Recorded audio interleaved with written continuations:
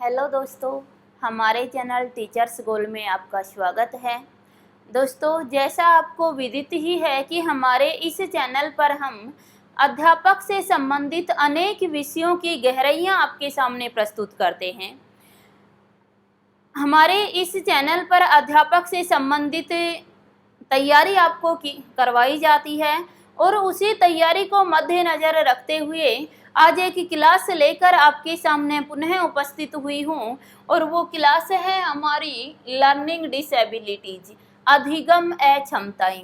दोस्तों, अधिगम अक्षमताएं एक ऐसा टॉपिक है जहाँ से एक क्वेश्चन अध्यापक से संबंधित परीक्षा में अवश्य ही पूछा जाता है। आइए आज हम देखते हैं ये अधिगम अक्षमताएं होती क्या हैं, अधिगम अक्षमताएं किस प्रकार के विकार हैं और ये विकार जिस बालक में पाए जाते हैं उसमें कौन कौन से लक्षण दिखाई देते हैं। आइए आज हम साझा करते हैं इनकी गहराइयाँ। सबसे पहले दोस्तों, इसमें एक शब्द आया लर्निंग या अधिगम। अधिगम का अर्थ हम समझते हैं, हमारे साइकोलॉजी में 3 शब्द हमारे सामने आते हैं।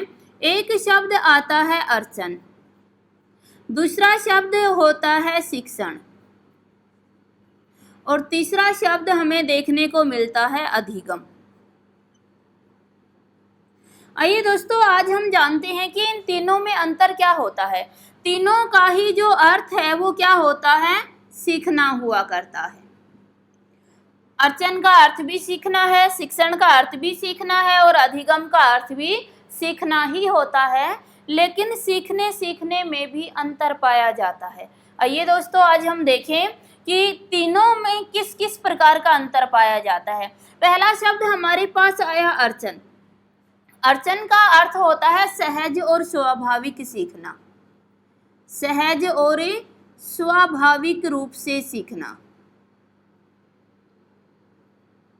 सहज और स्वाभाविक रूप से सीखना। दोस्तों, जो अर्चन होता है ये सहज और स्वाभाविक रूप से सीखना होता है, यानी हम कह सकते हैं कि अर्चन में किसी प्रकार का हमें अभ्यास या प्रयास करने की आवश्यकता नहीं होती है। यह हम अपने स्वभाव के अनुसार ही सहजता से सीख लेते हैं। इसके लिए हमें किसी प्रकार के एफर्ट्स लगाने की आवश्यकता नहीं हुआ करती है। उसके बाद है शिक्षण। शिक्षण एक ऐसा सीखना होता है जिसमें सिखाने वाला हमारे सामने होता है, लेकिन कक्ष की अनिवार्यता नहीं पाई जाती है। दोस्तों ध्यान दीजिए, अर्चन एक ऐसा सीखना है जो सहज और स्वाभाविक होता है। किसी प्रकार के अभ्यास या प्रयास की हमें यहाँ आवश्यकता नहीं होती है। यह सिखाने वाला भी हमारे सामने नहीं होता है और कक्ष का वातावरण भी नहीं पाया जाता है। लेकिन शिक्षण एक ऐसा सीखना होता है जिसमें सिखाने वाला हमारे सामने होता है, लेकिन कक्ष का वातावरण नहीं पाया जाता है। इसी प्रकार से अधिगम का अर्थ भी होता है सीखना, लेकिन अधिगम ऐसा सीखना होता है जिसमें सिखाने वाला हमारे सामने होता है और कक्ष का वातावरण भी अनिवार्य होता है। दोस्तों, अधिगम एक ऐसा सीखना हुआ करता है, लर्निंग एक ऐसा सीखना है जिसमें सिखाने वाला हमारे सामने होता है और कक्ष का वातावरण भी अनिवार्य होता है। अधिगम के अंतर्गत बालक और अध्यापक का आई कांटेक्ट बनना अति आवश्यक हुआ करता है, तभी हम अधिगम कर सकते हैं। समझ पाए तीनों को।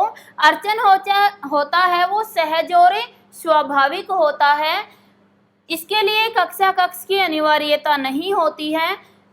अधिकतर जो ये कहें भाषा है, भाषा का हमेशा क्या किया जाता है, अर्चन किया जाता है। भाषा का कभी भी शिक्षण नहीं होता है, भाषा का कभी भी अधिगम नहीं किया जाता है। भाषा का हमेशा अर्चन किया जाता है, यानी भाषा अनुकरण के माध्यम से सीखी जाती है। इसके लिए हमें अभ्यास के प्रयास के पाठ्य पुस्तकों की आवश्यकता नहीं हुआ करती। उसके लिए है शिक्षण। शिक्षण में सिखाने वाला हमारे सामने होता है, लेकिन आई कांटेक्ट नहीं बन पाता है, कक्ष का माहौल नहीं हुआ करता है। देखिए दोस्तों, डिस्टेंस एजुकेशन है वो अधिगम के अंतर्गत नहीं रखी जाती है। क्या होती है, शिक्षण होती है। उसमें सिखाने वाला तो आपके सामने होता है, लेकिन पूर्व नियम निर्धारित नहीं होते हैं। किस समय पर शिक्षा देनी है, किस जगह पर शिक्षा देनी है, आई कांटेक्ट बनेगा या नहीं बनेगा, ये कोई निश्चित नहीं हुआ करता। तो ऐसी शिक्षा को क्या कहते हैं? शिक्षण कहते हैं। उसके बाद अधिगम। अधिगम ऐसा शिक्षण होता है, ऐसा सीखना होता है जिसमें सिखाने वाला हमारे सामने होता है, कक्षा कक्ष का वातावरण अनिवार्य होता है और आई कांटेक्ट का बनना भी अति आवश्यक होता है। ऐसा होता है हमारा अधिगम। दोस्तों, आज हम पढ़ने जा रहे हैं अधिगम क्षमताएं। अधिगम शब्द ने एक बात निर्धारित कर दी है कि जो अधिगम होता है वह कक्षा कक्ष के अंदर ही किया जा सकता है। यानी ये जो अधिगम क्षमताएं हैं, ये आपकी कक्षा में ही बालक में देखने को मिलती हैं। आप एक कक्षा अध्यापक होते हो और आपकी कक्षा में एक बालक किसी विकार से ग्रसित है, तो आप उस बालक को कैसे पहचानेंगे कि यह बालक किस विकार से ग्रसित है और इस विकार को हम दूर कैसे कर सकते हैं। आइए एक एक विकार की हम विशेषताएं देखने जा रहे हैं कि कौन से विकार की विशेषता कौन सी हुआ करती है। सबसे पहला विकार जो है हमारे पास, वो विकार हमें देखने को मिल रहा है अफेजिया। देखिए, अफेजिया या फिर डिसफेजिया। दोस्तों, जो भी आपके सामने विकार लिखे हुए हैं, इन सभी विकारों के हमें दो दो रूप दिखाई दे रहे हैं। ये दो दो रूप क्यों हैं, आइए पहले हम इस बात को समझते हैं। देखिए, अफेजिया है, ये एक आंशिक विकार है। कैसा है? आंशिक विकार। यह एक आंशिक विकार है। जो डिसफेजिया है, यह क्या होता है? पूर्ण विकार कहलाता है, यह गंभीर विकार कहलाता है। दोस्तों, आइए हम देखते हैं कि आंशिक और पूर्ण का क्या कॉन्सेप्ट होता है। जो आंशिक विकार होते हैं वो कम मात्रा में पाए जाने वाले विकार होते हैं, और जो पूर्ण विकार हैं ये आपके गंभीर मात्रा में पाए जाने वाले विकार होते हैं। जो आंशिक विकार हैं ये कम मात्रा में होते हैं, तो ये जो विकार हैं इनको हम कक्षा कक्ष में ही दूर कर सकते हैं। ध्यान दीजिएगा, जो आंशिक विकार हैं इन विकारों को हम कक्षा कक्ष में ही दूर कर सकते हैं, लेकिन जो भी पूर्ण विकार हैं इन विकारों को दूर करने के लिए हमें मनोचिकित्सक की सहायता लेनी होती है, हमें डॉक्टर की सलाह लेनी होती है। अब आपके सामने यहाँ से ही क्वेश्चन बना दिया जाता है कि आप एक कक्षा अध्यापिका हो और आपकी कक्षा में एक बालक आंशिक विकार से ग्रसित है। अध्यापक होने के नाते आप उस बालक को किस प्रकार की सलाह देंगे? ऑप्शन हमें दिया जाता है, उसके माता पिता को नोट्स लिखकर सूचित करेंगे, प्रधानाध्यापक से उसकी शिकायत करेंगे। तीसरा ऑप्शन हमें दिया जाता है कि बालक को मनोचिकित्सक की सलाह के लिए भेज देंगे या उसे समावेशी कक्षा में ही पढ़ाएंगे। दोस्तों देखिए, दो चीज़ें मैंने आपको कहा, एक तो हमारे सामने दो चीज़ें आती हैं, साइकोलॉजी में दो कॉन्सेप्ट आते हैं। एक होती है समावेशी शिक्षा, समावेशी शिक्षा, और दूसरी हमारे पास होती है विशेष शिक्षा, विशेष शिक्षा। दोस्तों पहले इन दोनों के कॉन्सेप्ट को हम थोड़ा सा समझते हैं कि जो समावेशी शिक्षा हुआ करती है आपकी, उसके अंतर्गत सभी बालकों को एक साथ पढ़ाने का कॉन्सेप्ट आता है। सभी बालकों को एक साथ एक ही कक्षा में पढ़ाया जाए, ऐसी शिक्षा क्या कहलाती है? समावेशी शिक्षा कहलाती है। आगे चलकर हम साझा करेंगे कि जो समावेशी शिक्षा है, ये समावेशी शिक्षा क्यों चलाई गई, किस प्रकार के बालकों को ध्यान में रखकर समावेशी शिक्षा को लेकर आया गया। आइए देखते हैं।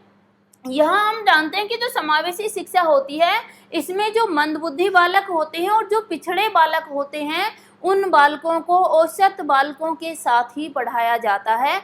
ऐसी शिक्षा को समावेशी शिक्षा कहा जाता है। पिछड़ा बालक वह बालक होता है जो औसत से या सामान्य बालक से पिछड़ जाता है, उससे पीछे रह जाता है, चाहे कारण कुछ भी रहा हो। तो ऐसे बालकों को भी सामान्य बालकों की श्रेणी में लेकर आना ही क्या था? समावेशी शिक्षा का उद्देश्य था। तो जो समावेशी शिक्षा होती है इसमें सभी बालकों को एक ही कक्षा में पढ़ाया जाता है, एक ही साथ पढ़ाया जाता है। लेकिन जो विशेष शिक्षा होती है इसमें जो विशिष्ट बालक हुआ करते हैं, जिन बालकों में कुछ औसत बालकों से अलग विशेषता हमें देखने को मिलती है, वो विशिष्ट बालक कहलाते हैं। और विशिष्ट बालकों को विशेष शिक्षा यानी विशेष कक्षाओं में विशेष अध्यापक के द्वारा, विशेष शिक्षण विधियों के माध्यम से और विशेष पाठ्यक्रम के द्वारा पढ़ाया जाता है। तो आइए आज हम देखते हैं कि जो आंशिक विकार से ग्रसित बालक होते हैं उनको हम समावेशी कक्षा में ही पढ़ाएंगे, उनको बाकी बालकों के साथ ही हम पढ़ाएंगे और कक्षा में उस बालक पर विशेष ध्यान देकर या उसे कक्षा में सबसे आगे बिठाकर बार बार अभ्यास करवाकर हम उस बालक का ये विकार दूर कर सकते हैं। लेकिन जो बालक पूर्ण विकार से ग्रसित होता है उसको हम विशेष कक्षाओं की सलाह दिया करते हैं, उसको हम मनोचिकित्सक की सहायता के लिए बोलते हैं, डॉक्टर से उसका उपचार करवाते हैं। तो आइए समझ पाए होंगे कि जो आंशिक विकार से ग्रसित बालक हैं उनको आप कक्ष में ही बैठाएंगे, उनको आप उनके विकार को आप कक्ष में ही अभ्यास के दौरान दूर कर देंगे। लेकिन जो पूर्ण विकार से ग्रसित बालक हैं इन बालकों को हम विशेष कक्षाओं की सलाह देते हैं या फिर मनोचिकित्सक की सलाह देते हैं। आइए अब हम देखते हैं हमारे पास विकार है अफेजिया और डिस्फेजिया। दोस्तों जितने भी ये डिस वाले आपको दिखाई दे रही है ना, ये सारे के सारे आपके पूर्ण विकार कहलाते हैं, गंभीर विकार कहलाते हैं। अफेजिया किस प्रकार का, अब क्वेश्चन हमसे पूछा जाता है, सिंपल क्वेश्चन पूछा जाता है हमसे कि बताइए अफेजिया किस प्रकार का विकार है या फिर ग्राफिया किस प्रकार का विकार है। देखिए दोस्तों जब बच्चा आपके पास कक्षा में आता है तो उस समय बालक सबसे पहले हम देखते हैं कि क्या बोलने में तो विकार नहीं है, बालक बोल सही रहा है। उसके बाद हम देखना चाहते हैं क्या बालक लिखने में तो इसकी मांसपेशियों में कोई दिक्कत तो नहीं है, बालक लिख पा रहा है या नहीं लिख पा रहा है। उसके बाद हम देखते हैं कि बालक पढ़ पा रहा है या नहीं पढ़ पा रहा। मुख्य रूप से ये 3 विकार हम सबसे पहले बच्चे में देखते हैं कि बालक बोलने में कठिनाई का अनुभव तो नहीं कर रहा है, बालक लिखने में कठिनाई का अनुभव कर रहा है या फिर बालक पढ़ने में कठिनाई का अनुभव कर रहा है। किस प्रकार की कठिनाई बालक को आ रही है यह हम उसके लक्षणों के आधार पर पता करते हैं। तो सबसे पहला विकार हमारे पास है अफेजिया या डिस्फेजिया। दोस्तों अफेजिया या डिस्फेजिया जो विकार है यह आपका मौखिक विकार कहलाता है, यह बोलने से संबंधित विकार कहलाता है। याद रखिए बहुत बार हमसे क्वेश्चन पूछा जाता है कि निम्न में से मौखिक विकार कौन सा है। याद रहेगा मौखिक विकार कौन सा है, अफेजिया या डिस्फेजिया। उसके बाद हमसे पूछा जाता है कि बताइए ग्राफिया या डिसग्राफिया किस प्रकार का विकार कहलाता है। तो ग्राफिया या डिसग्राफिया किस प्रकार का विकार होता है, यह लेखन से संबंधित विकार हुआ करता है, लिखने से संबंधित विकार होता है। अलेक्सिया या डिसलेक्सिया ये किससे संबंधित होता है, ये हमारा पढ़ने से संबंधित होता है, पठन से संबंधित विकार होता है या फिर सीखने से संबंधित विकार होता है। पढ़ने से संबंधित विकार या फिर सीखने से संबंधित विकार कहलाता है। आइए इन विकारों को हम देखते हैं कि क्वेश्चन कैसे पूछा जाता है। यहाँ से हमारे सामने क्वेश्चन दिया जाता है अफेजिया या डिस्फेजिया, ये मौखिक विकार है, बोलने से संबंधित विकार है। हमारे सामने क्वेश्चन रख दिया जाता है कि आप एक कक्षा अध्यापिका हो और आपकी कक्षा में एक बालक रुक रुक कर बोलता है। बताइए बालक किस विकार से ग्रसित है, तो किस विकार से ग्रसित हो जाएगा, बालक आपका अफेजिया से ग्रसित हो जाएगा। अफेजिया और डिस्फेजिया ऐसे विकार होते हैं दोस्तों जो बोलने से संबंधित हैं लेकिन दोनों के जो लक्षण हैं उनमें अंतर पाया जाता है। सबसे पहले हम देखें अफेजिया। अफेजिया एक ऐसा विकार होता है जो कम मात्रा में पाया जाता है, यानी बोलते समय बालक यदि रुक रुक कर बोलता है तो उस बालक में कौन सा विकार होगा, अफेजिया हो जाएगा। उसके बाद है डिस्फेजिया। डिस्फेजिया ऐसा गंभीर विकार होता है जिसमें हमें अधिक मात्रा में विकार दिखाई देता है। दोस्तों, डिस्फेजिया एक ऐसा विकार है, इसमें बोलते समय बालक अटक अटक कर बोलता है। ध्यान दीजिएगा, अगर क्वेश्चन ये पूछा जाता है कि बालक रुक रुक कर बोल रहा है, तो उस बालक को हम अभ्यास करवाएंगे, प्रयास करवाएंगे और बालक सही बोलने लग जाएगा। तो अभ्यास और प्रयास से ठीक किया जा सकता है कौन सा विकार? अफेजिया। उसके बाद है कि यदि बालक अटक अटक कर बोल रहा है।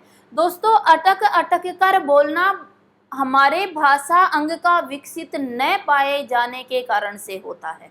एक बालक यदि अटक अटक कर बोल रहा है तो वह बालक, उस बालक का भाषा अंग विकसित नहीं हो पाया है और उसके लिए हमें मनोचिकित्सक की सहायता लेनी होगी, उसके लिए हमें डॉक्टर की सलाह लेनी होगी। तो वह विकार कैसा हो जाएगा? गंभीर विकार होगा। तो बस याद रखिए, अगर बालक रुक रुक कर बोल रहा है तो उसके बोलने की उचित गति नहीं बन पाई है, जिसे हम अभ्यास के दौरान बना सकते हैं, विकार हो जाएगा अफेजिया। लेकिन एक बालक यदि अटक अटक कर बोल रहा है तो हमें मनोचिकित्सक की सलाह लेनी होती है और मनोचिकित्सक की सलाह लेंगे तो विकार कौन सा होगा? डिस्फेजिया हो जाएगा। इसके बाद एक क्वेश्चन यहाँ से और हमसे पूछा जाता है, और क्वेश्चन पूछा जाता है कि गूंगे बालक में किस प्रकार का विकार पाया जाता है। दोस्तों ध्यान दीजिए, गूंगे बालक में किस प्रकार का विकार पाया जाता है। तो जो गूंगापन है वो किससे संबंधित है? आपका बोलने से संबंधित है। गूंगापन किससे संबंधित होता है? बोलने से संबंधित हुआ करता है। और बोलने की यदि बात आती है तो विकार कौन सा हो जाएगा? मौखिक। मौखिक में भी कौन सा होगा? अफेजिया या डिस्फेजिया? तो हमारा आंसर क्या हो जाएगा? डिस्फेजिया, क्योंकि गूंगापन एक ऐसा विकार है जिसको हम कक्ष में दूर नहीं कर सकते हैं। इसी के आधार पर एक क्वेश्चन यहाँ से और हमसे बना दिया जाता है और क्वेश्चन पूछा जाता है कि बताइए इनमें से कौन सा जो विकार है वह अनुवांशिक विकार कहलाता है। कौन सा विकार अनुवांशिक विकार कहलाता है? कौन सा विकार अनुवांशिक विकार कहलाता है या फिर जेनेटिक विकार कहलाता है? दोस्तों समझिएगा, अनुवांशिक विकार वो विकार होते हैं जो एक पीढ़ी से दूसरी पीढ़ी में स्थानांतरित हो जाते हैं। ऐसे विकार जो एक पीढ़ी से दूसरी पीढ़ी में स्थानांतरित हो जाते हैं क्या कहलाते हैं? अनुवांशिक विकार कहलाते हैं। और गूंगापन एक ऐसा विकार है जो एक पीढ़ी से दूसरी पीढ़ी में स्थानांतरित हो जाया करता है। बस हमें याद रखना है कि अगर अनुवांशिक विकार पूछा जाए तो कौन सा होगा? डिस्फेजिया हो जाएगा। उसके बाद हमारे सामने आता है ग्राफिया या डिस्ग्राफिया। दोस्तों देखते हैं कि जो ग्राफिया या डिस्ग्राफिया है ये कैसा है? लेखन संबंधी विकार है, यह लिखने से संबंधित विकार है। आइए देखते हैं कि जो ग्राफिया है और डिस्ग्राफिया है ये लेखन संबंधी विकार हैं। याद कैसे रखें? देखिए, जब हम बात करते हैं अफेजिया या डिस्फेजिया की तो इसमें एक जया शब्द आ रहा है। कैसा आ रहा है? जया शब्द आ रहा है। और जया का अर्थ क्या होता है? गया। और जाएगा कब? जब आपके मुख से बाहर चला जाएगा। जब आप मुख से बोल देंगे, मुख से कुछ उच्चरित कर देंगे तो वो दूसरे के पास चला जाएगा। बस याद रखें, जिसमें जया आ गया वो कैसा विकार है? मौखिक विकार है, मुख से गया हुआ। उसके बाद हमारे सामने आया ग्राफिया या डिस्ग्राफिया। याद रखने के लिए एक हिंट देती हूँ। देखिए, इसमें एक शब्द आया गिराफ। अगर हम गिराफ की बात करते हैं ना तो गिराफ कभी भी बोलकर नहीं बनाया जा सकता है। गिराफ बनाने के लिए हमें लिखने की आवश्यकता होती है। गिराफ बनाने के लिए किसी कागज पर हमें पेन चलाने की आवश्यकता होती है, तभी हम गिराफ बना सकते हैं। बस दोस्तों याद रखिएगा, ग्राफ हमेशा कैसे बनाया जाता है? लिखकर बनाया जाता है। यानी जहाँ पर भी ग्राफिया होगा वो कैसा विकार होगा? आपका लेखन संबंधी विकार कहलाएगा। आइए अब हम देखते हैं कि जो ग्राफिया और डिस्ग्राफिया है यह विकार किस प्रकार के लक्षण प्रदर्शित करता है। सबसे पहले आता है गिराफिया। गिराफिया एक ऐसा विकार है जिसमें बालक लिखने में कठिनाई का अनुभव करता है। बालक लिखते समय यदि कठिनाई का अनुभव कर रहा है तो उसमें गिराफिया होगा। यानी मैं ये कह सकती हूँ कि यदि बालक लिखते समय उचित गति से नहीं लिख पा रहा है, लिखते समय उसकी जो गति है वो सही नहीं बन पा रही और धीमी गति से लिख पा रहा है, तो उसमें विकार कौन सा हो जाएगा? गिराफिया। दोस्तों ये जितने भी हैं आपके ये आंशिक विकार कहलाते हैं और डिस वाले जितने भी हैं वो क्या कहलाते हैं? पूर्ण विकार कहलाते हैं। तो ये बगैर डिस का है तो गिराफिया कैसा हो जाएगा? जिसका हम अभ्यास और प्रयास करके दूर कर सकते हैं, कक्षा में ही जिसका उपचार कर सकते हैं, तो वो कौन सा होगा? गिराफिया। संबंधित किससे होगा? लिखने से संबंधित होगा। उसके बाद आ रहा है डिस्ग्राफिया। दोस्तों डिस्ग्राफिया एक ऐसा विकार है जिसमें जो लेखन से संबंधित ही होता है, लेकिन इसमें बालक किसी भी वर्ण की प्रॉपर गति, किसी भी वर्ण की प्रॉपर बनावट नहीं बना पाता है। ऐसा विकार है जिसमें बालक की लिखते समय जो मांसपेशियां होती हैं ये सूक्ष्म गति नहीं कर सकती हैं, तो ऐसा विकार कौन सा होगा? डिस्ग्राफिया। और ऐसे विकार के लिए हमें मनोचिकित्सक की सहायता ही लेनी होगी। दोस्तों ध्यान दीजिएगा कि जो डिस्ग्राफिया है ये एक ऐसा विकार है जो हमारी मांसपेशियों से संबंधित हुआ करता है, जो हमारे गतिक कौशल से संबंधित होता है। तो बस याद रखें कि हमसे क्वेश्चन पूछा जाता है कि कौन सा विकार जो है वो आपका तंत्रिका तंत्र से संबंधित होता है। कौन सा विकार तंत्रिका तंत्र से संबंधित होता है, तो कौन सा विकार हो जाएगा? तंत्रिका तंत्र से संबंधित डिस्ग्राफिया हो जाएगा। अनुवांशिक पूछा जाए तो डिस्फेजिया, तंत्रिका तंत्र से संबंधित पूछा जाए तो कौन सा? डिस्ग्राफिया होगा। उसके बाद हमारे पास आ रहा है अलेक्सिया या डिसलेक्सिया। देखो दोस्तों कैसे हैं ये विकार? पठन संबंधी विकार या सीखने संबंधी विकार। याद कैसे रखें? ऐसे विकार जिनको जो पढ़ने से संबंधित हो या जो सीखने से संबंधित हो, अलेक्सिया या डिसलेक्सिया कहलाते हैं। देखिए इसमें एक शब्द आया है लक्ष्य। ये जो लक्ष्य शब्द दिखाई दे रहा है ना, इसे हम अपना लक्ष्य बना लें। दोस्तों तुम्हारा लक्ष्य क्या होता है? अगर आप पढ़ रहे हो तो आपका लक्ष्य क्या है? पढ़ना है ना, सीखना। अगर एक बालक विद्यालय आता है, कक्षा में आता है, तो उसका लक्ष्य क्या होता है? पढ़ना होता है या सीखना। बस हम याद रखें कि जहाँ पर भी लक्ष्य दिखाई देगा वो विकार कैसा होगा? पठन विकार होगा या फिर शिक्षण विकार कहलाएगा। अब देखिए कौन कौन से लक्षण दिखाई देते हैं। जो अलेक्सिया होता है ये आपका आंशिक विकार है, तो इसमें बालक पढ़ते समय रुक जाता है, रुक रुक कर पढ़ता है, वर्ण की पहचान उसे नहीं हो पाती है। अगर इस प्रकार का विकार है तो हम अभ्यास करवाएंगे, प्रयास करवाएंगे और बच्चे का ये विकार दूर हो जाएगा।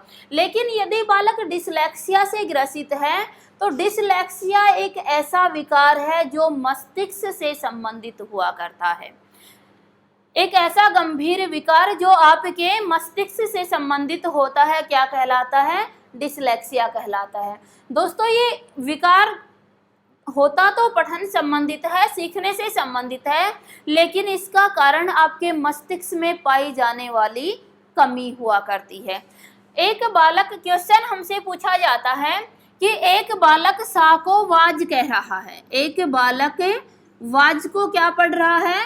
सा पढ़ रहा है।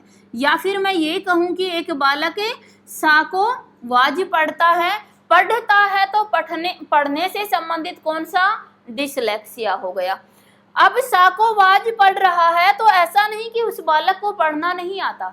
अगर उस बालक को पढ़ना नहीं आता तो वो डब्लू के लिए डब्लू का प्रयोग नहीं करता, वह ए के लिए ए का प्रयोग नहीं करता और एस के लिए एस का ही प्रयोग नहीं करता। बालक को वर्ण की पहचान है, बालक को पढ़ना आता है, लेकिन ये कमी कहाँ पर है? उसके मस्तिष्क में है, और मस्तिष्क में कमी के कारण उसका मस्तिष्क डिसीजन नहीं ले पा रहा है, या फिर उसे उसका मस्तिष्क उल्टा डिसीजन ले रहा है, विपरीत डिसीजन ले रहा है, जिसके कारण वो वाज को सा पढ़ता है। ध्यान दीजिएगा, बहुत बार क्वेश्चन पूछा गया है कि एक बालक वाज को सा पढ़ता है और पढ़ता है तो विकार कौन सा है?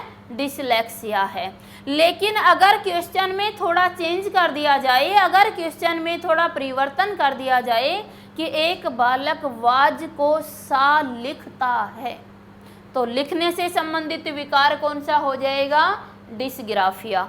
यदि एक बालक वाज को सा बोलता है, अगर ये क्वेश्चन दिया गया तो बोलने से संबंधित कौन सा मौखिक विकार होगा, ये हमें ध्यान देना है दोस्तों। उसके बाद जैसे हमने देखा कि जो डिसलेक्सिया है ये मस्तिष्क से संबंधित विकार होता है, तो मस्तिष्क से संबंधित विकार कौन सा होगा? आपका डिसलेक्सिया हो जाएगा। उसके बाद हमारे पास आ रहा है अप्रेक्सिया या डिस्प्रेक्सिया। दोस्तों अप्रेक्सिया और डिस्प्रेक्सिया जो विकार होते हैं ना, ये विकार आपके गतिक विकार कहलाते हैं। ये गति से संबंधित होते हैं। किसी भी प्रकार की यदि गति नहीं बन पा रही है तो किस विकार से ग्रसित होगा? अप्रेक्सिया या डिस्प्रेक्सिया। याद कैसे रखें दोस्तों, इसमें जो अप्रेक्सिया शब्द को बोलते हैं ना, तो हमें एक साउंड आती है एक्सप्रेक्स के जैसी। जो एक्सप्रेक्स होती है वो किससे संबंधित होती है? गति से संबंधित होती है। तो बस हम याद रखें कि अप्रेक्सिया और डिस्प्रेक्सिया किससे संबंधित विकार हैं? गति से संबंधित विकार कहलाते हैं। क्वेश्चन कैसे पूछा जाता है कि एक बालक सुई नहीं उठा पाता है, एक बालक सूक्ष्म सुई को उठाने में कठिनाई का अनुभव करता है, बालक किस विकार से ग्रसित है?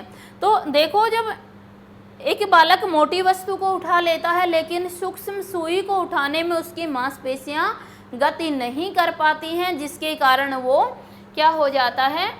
उसमें विकार दिखाई देता है। तो वो विकार कौन सा होगा? आपका डिस्प्रेक्सिया हो जाएगा। इसी प्रकार से एक एग्जाम्पल हमें दिया जाता है कि एक बहंगा बालक होता है। कैसा बालक होता है? बहंगा। एक बहंगा बालक है और बहंगे बालक में किस प्रकार का विकार पाया जाता है? देखिए, हम देखते हैं कि जो बहंगा बालक होता है उसमें कैसा विकार पाया जाता है? बहंगा बालक कौन सा बालक होता है? जिसकी आंखें फिरती हैं, जिसकी आंखों की पुतलियों पर उसका कंट्रोल नहीं पाया जाता है। बालक देखना इधर चाहता है लेकिन आंखों की जो पुतलियां होती हैं वो इस साइड में चली जाती हैं। ऐसे बालक को बहंगा बालक कहा जाता है। और ये जो बहंगापन है ये किसके कारण पाया जाता है? डिस्प्रेक्सिया के कारण पाया जाता है। तो बस हम याद रखें कि बहंगे बालक में किस प्रकार का विकार हो जाएगा? डिस्प्रेक्सिया होगा। उसके बाद हमारे सामने आ रहा है डिस्कैलकुलिया। दोस्तों डिस्कैलकुलिया जो विकार होता है यह आपका गणित संबंधी विकार हुआ करता है। मैथ से संबंधित होता है, गणित से संबंधित होता है। याद रखें कैसे कि इसमें देखो डिस्कैलकुलिया शब्द को बोलते हैं तो इसमें कैलकुलेशन के जैसा शब्द आ रहा है। और कैलकुलेशन सबसे ज़्यादा कहाँ करने की आवश्यकता होती है? हमें गणित में होती है। तो याद रखिएगा कि डिस्कैलकुलिया किससे संबंधित है? गणित संबंधी विकार है। इस विकार से ग्रसित बालक संख्याओं को बोलने में, लिखने में, ग्राफ बनाने में इस प्रकार की कठिनाई प्रदर्शित करता है।